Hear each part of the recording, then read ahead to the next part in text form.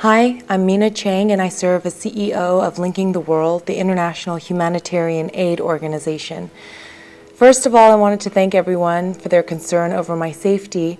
There have been bombings and kidnappings in Abuja, and when I announced that I'd be participating at the World Economic Forum, I was immediately flooded with messages from people telling me not to go. But here I am. I understand the fears for security with, our most recent headlines talking about the hundreds of schoolgirls that were kidnapped by a terrorist group. I have a friend back in Dallas who was kidnapped and held here on his last visit. And just today, over 8 girls were kidnapped in broad daylight. There is violence occurring here every day. And the argument is that if the Nigerian security forces can barely keep their own citizens safe and rescue these girls, then what capacity would they have to keep foreign guests safe? Of course, being on such a global platform, the attention of such a global event, I'm here surrounded by presidents of nations and heads of state, leaders of major corporations, and some of the most well-known philanthropists of the world. So, arguably, this event is one of the best opportunities for a terror group to target in order to spread their message of fear and repression. But Nigeria is a beautiful country with a rich cultural history, and it's made up of hardworking, entrepreneurial people. The heart of the country is made up of the toil and the suffering and the resilience of the people. Unfortunately, the Nigerian government is working against an Islamist terror group that's gotten much more brazen and unpredictable. Imagine sending your child off to school proudly in uniform, and they never make it home. It's a parent's worst nightmare, but unfortunately it's the reality for many parents here, as over 230 girls were kidnapped by the Boko Haram. The parents are waiting helplessly. Some of the parents got on motorbikes and charged into the woods last week, only to come out without being able to find one soldier. As a parent myself, I don't know what I would do if this happened to my child. One of the programs of Linking the World is called the Global Social Leadership Program, and it's one where we work with students during the school day to create leaders that are socially aware on a global scale. Our students discuss tough topics such as hunger, poverty, and gender inequality, and communicate with other students around the world to get a global perspective on these issues. One of our topics is access to education, and on social media last week, we discussed the situation in Nigeria with the Boko Haram. So some of them were wondering why cutting-edge technology or drones weren't used in rescuing these girls. I've received some really great questions, and I'll answer some of them now.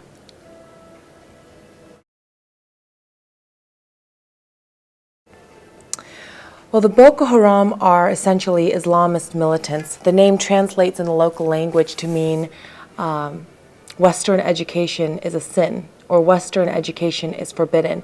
And this group especially opposes education of women. Under its interpretation of Sharia law, women should be married off and at home raising children and taking care of their husbands, not at school learning to read and write. It's repeatedly targeted places of education and deadly attacks. Terrorists do this to instill fear and spread their message, their fundamental philosophy, and in this case, against education. This is one of the reasons that it's become increasingly difficult for groups like ours to set up educational institutions, because doing so publicly would be essentially putting a target on our backs, or on the backs of the children that would attend our schools.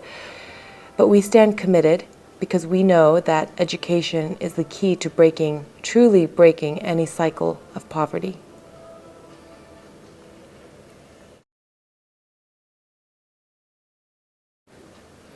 The children that are abducted are both Christian and Muslim students that are enrolled in secular schools, but not all cases involve kidnapping.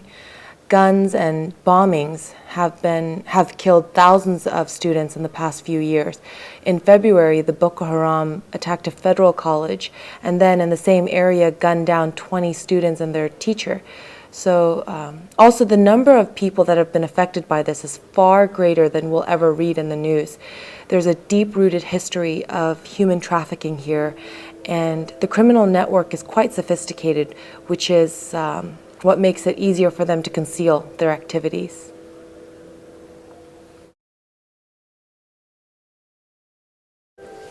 Well, it won't be easy. For one, the hundreds of girls seized most recently from the high school are not in a central location where the government has a firm presence or an understanding of the terrain. The area that they're believed to be held is remote and deeply forested, and it's close to Cameroon, which means that the extremists and the children can slip through the porous borders into places like Chad or Niger. The large number of hostages may also be limiting Nigeria's efforts, and this means that airstrikes that were deployed previously won't be possible. And ground assaults isn't a great option either, not when it's done in unfamiliar terrain against heavily entrenched armed fighters.